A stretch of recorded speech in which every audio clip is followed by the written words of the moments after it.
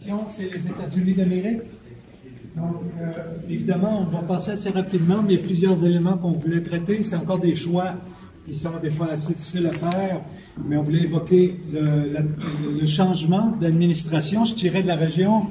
C'est un changement d'administration qui a des conséquences importantes pour les esclaves et aussi pour les gens de couleur, car on voit apparaître finalement un mode de pensée qui n'est plus, je dirais, qui n'est plus axé autour de la foi catholique. C'est vraiment un système protestant, mais protestant anglais, d'accord? Donc, les Américains, en fait, viennent de cette tradition et ils vont appliquer cette tradition qui va transformer aussi la Louisiane de façon très nette, c'est-à-dire que les classes sociales, cette troisième catégorie de gens de couleur est une catégorie qui ne fonctionne pas très bien dans le système anglais, donc ils vont être plus ou moins poussés vers les gens qui sont esclavisés. Je dirais qu'ils vont être mis à l'écart, si vous voulez. Donc, il y a une classe moyenne à la Nouvelle-Orléans qui va disparaître graduellement. Ce sont des gens de couleur qui ont des commerces, qui gagnent assez bien, souvent des femmes, et ils vont être plus ou moins rejetés par cette façon de voir la société. Donc, ce n'est pas le moment où la couleur détermine votre statut social, mais c'est probablement le moment où cette idée de la couleur comme étant une qualité, je dirais, physique, va prendre un essor important. D'accord? Donc, on présente ici les taxons les plus importants de cette trajectoire et aussi des artistes africains-américains, dont Michael Ray Charles, que vous voyez ici, qui, en fait, porte une réflexion. Michael Ray Charles, c'est un artiste assez important. C'est quelqu'un que moi, je le connais bien parce que c'est un ami personnel depuis près d'une vingtaine d'années, plus d'une vingtaine d'années. Mais c'est aussi quelqu'un qui énormément peint autour de la ségrégation, du rapport entre les races. Donc, ce que vous voyez ici, en fait, c'est gracieusement un prêt de la galerie Templon, mais aussi de M. Kaiser, les pâtisseries Kaiser, les fameux... Bon, lui, c'est un des grands collectionneurs d'art contemporain à Paris. Hein. Il a une collection extraordinaire et il nous a gentiment prêté cette œuvre qui a été acquise tout récemment à la galerie Templon. Donc, Michael Ray a eu un expo à la galerie Templon il y a à peine 8 mois de cela. Et ce que vous voyez ici, c'est le monument à Lincoln, le Lincoln Memorial. Mais ce qu'on voit en avant, ce sont des gens qui, curieusement, dansent très maladroitement devant le Lincoln Memorial en se faisant une cagoule des toiles qui ont été arrachées derrière eux. Et en fait, la façon que moi je l'interprète, si vous regardez comment ils dansent comme moi, en fait. Moi non plus, je ne sais pas danser. En fait, c'est une expression américaine qui dit « white men can dance ». Hein? Je ne sais pas si vous connaissez cette expression. C'est cette idée que, et vous voyez des white men qui sont en train d'essayer de danser. Vous avez déjà vu Donald Trump danser? Ben, il danse comme ça, ben, c'est ça. Et puis, mais il y a des gros gants blancs, il y a des cagoules sur la tête, et en fait, ce que c'est d'après moi, c'est une réponse à Philip Gostin. Et Philip Gostin va peindre cette série de figures cartoonesques à la fin des années 60. C'est un prêt assez important du Centre Pompidou. On est très content de l'avoir. Et Philip Gostin, en fait, c'est quelqu'un qui est né Philip Goldstein. Il est né à Montréal. Ses parents ont immigré à Los Angeles de Montréal, mais eux, il est né en 1913 à Montréal, mais eux s'étaient déjà enfuis d'Ukraine lors des pogroms contre les Juifs. Donc, Philip Goldstein, c'est quelqu'un qui est juif, qui a connu déjà la violence au début, qui va la connaître aussi. Ah, c'est énervant, c'est mon petit téléphone-là. Excusez-moi. Ça m'énerve, hein? Bon, excusez-moi. Et puis, il va devenir un des peintres très importants de la période abstraite américaine de New York, de l'école de New York. Notamment, son pote, il est allé à l'école avec Jackson Pollock, c'est Matt Rothko, bon, c'est tout ce groupe-là. Lui, il va s'éloigner de ce groupe-là à la fin des années 60, et il va se mettre à peindre, entre autres, cette série de représentations où il se met dans la peau d'un membre du KKK. Il invente une ville dominée par le KKK qu'il appelle The City. Et dans ce truc, il réfléchit sur la violence à partir de l'intérieur de la peau, si vous voulez, de la cagoule. Et c'est une façon un peu de déconstruire cette violence. Il faut se rappeler aussi que les années 60 aux États-Unis, ce n'est pas les vacances. Hein? C'est les massacres dans les universités, c'est la guerre du Vietnam. C'est un moment extrêmement tendu partout dans les grandes villes américaines. Donc, Gaston, en fait, réagit aussi à une violence qui est déjà très présente. Et nous avons une œuvre ici qui fait 9 mètres de longueur. Qui est en fait un autre artiste important qui s'appelle Vincent Valdez, un jeune artiste, que moi je trouve génial. Lui, en fait, il vit à San Antonio, juste au sud de la ville d'Austin.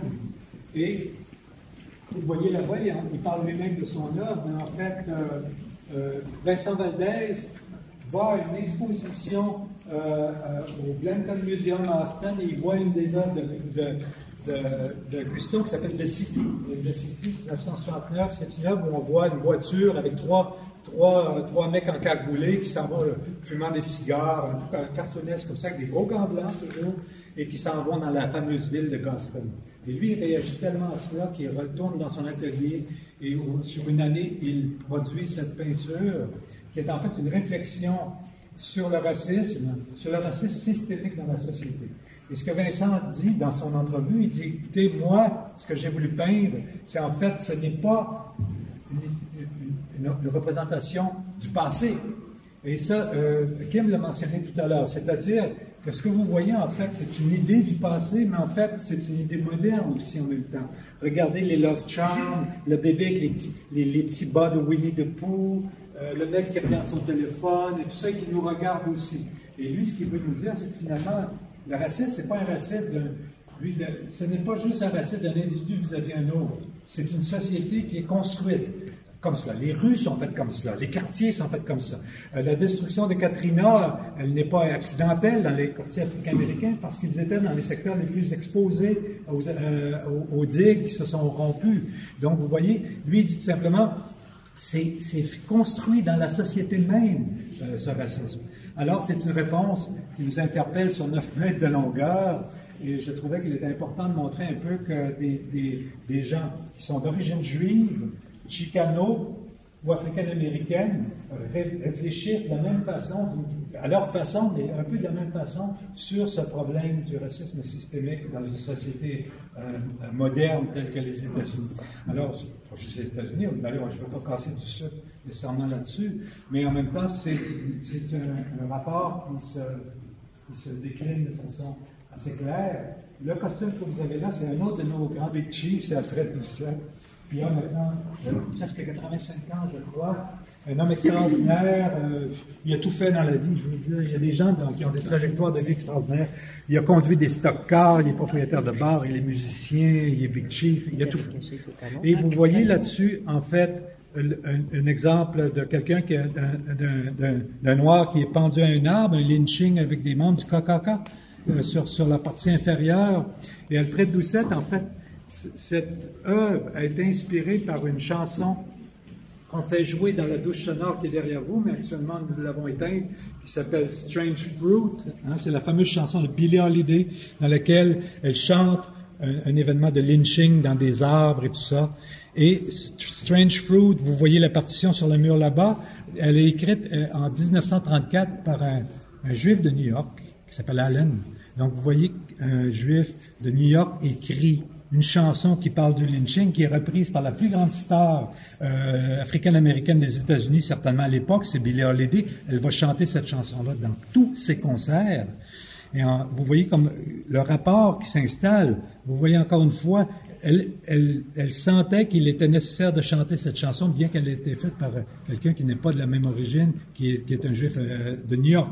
Mais ils avaient les mêmes préoccupations, je dirais, par rapport à la situation qu'ils vivaient. Donc, c'est des aspects comme ça qu'on voulait évoquer. Évidemment, la synchronisation. Donc, vous voyez, ça se passe de commentaires, c'est évidemment Charlottesville. Oh, please. Yeah, please. Sorry. Yeah, please, go ahead. Yeah, Kim. I'm sorry. So I want to call your attention to the signs.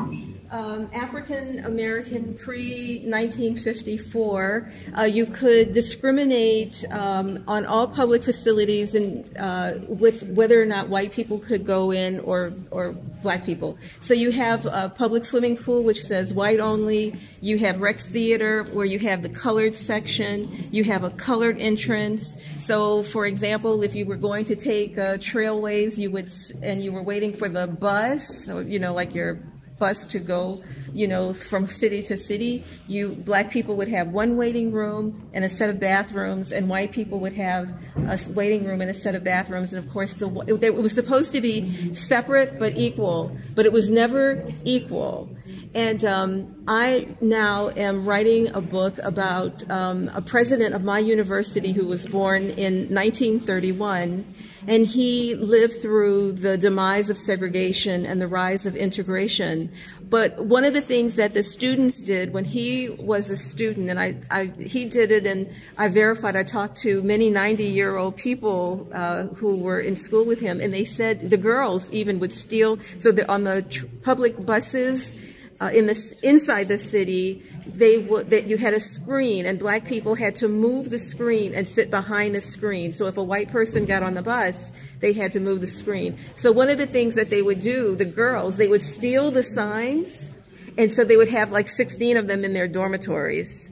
So it was their small act of resistance, because violence, they could be beaten up on the streets. It was violent, if you just walked on the streets.